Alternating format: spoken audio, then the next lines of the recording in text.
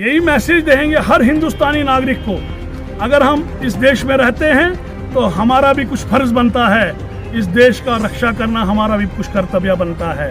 इसमें एक शेर कहूँगा मैं, कहते हैं वो माए खुश नसीब होती हैं जो मर्द को जन्म दिया करती हैं, वो सरहद महफूज रहती है जिसकी हिफाजत मर्द किया करते हैं। आजाद हिंदुस्तान जिंदाबाद।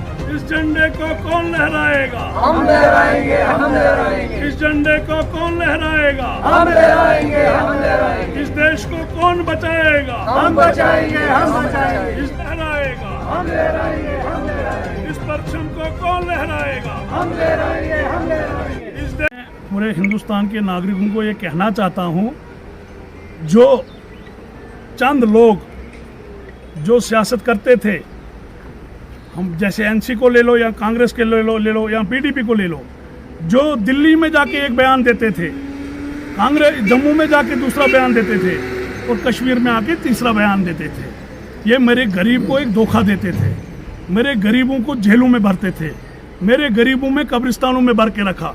भारतीय जनता पार्टी ने एक ऐसा काम किया जो इन्होंने एक खोखा रखा था बीच में, दफा 370 जो मेरे गरीब को रुकावट थी।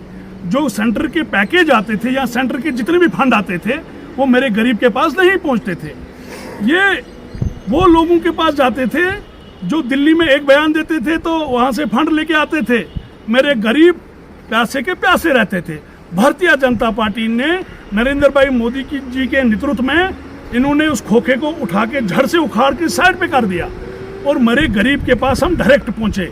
आज की डेट में आप देखो, जितनी भी स्कीमें भारतीय जनता पार्टी की तरफ से आ रही हैं, पहले 2 मकान आते थे, आज के हजारों की गिनतियों में आते थे। पहले 2 बाथरूम आते थे, आज तो हजारों की गिनती में आते थे। आज 18 महीने का राशन गरीबों तक डायरेक्ट पहुंच रहा है। आज जितनी 5 लाख का गोल्डन कार्ड, किस सरकार ने आज तक 5 लाख का गोल्डन कार्ड दिया, किसी गरीब के सेहत का ख्याल रखा? वही एक पार्टी है भारतीय जनता पार्टी जो मेरे गरीब का ख्याल कर रही है, जो मेरे विकास कर रहे हैं और जो बार बार मेरे गरीब को धोखा दे रहे थे। उनको आज ये पता लगा कि जो नरेंद्र भाई मोदी जी की जितनी भी स्कीमें आती हैं वो डायरेक्ट मेरे गरीब तक पहुंच रही हैं और धीरे धीरे मेरे हर हिंदुस्तानी नागरिक को समझ आ रहा है क्या उनकी सरकारों में अंतर है या इस सरकार में अंतर है।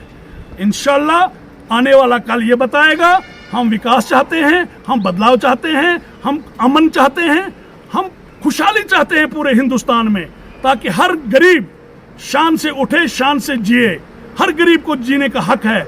अगर ये आज़ाद हिंदुस्तान है तो आज़ादी अब मिलेगी, आज तक तो नहीं थे, आज तक तो गुलामी थी, अब आज़ादी मिल रही है। भारतीय जनता पार्टी ने ये काम किया।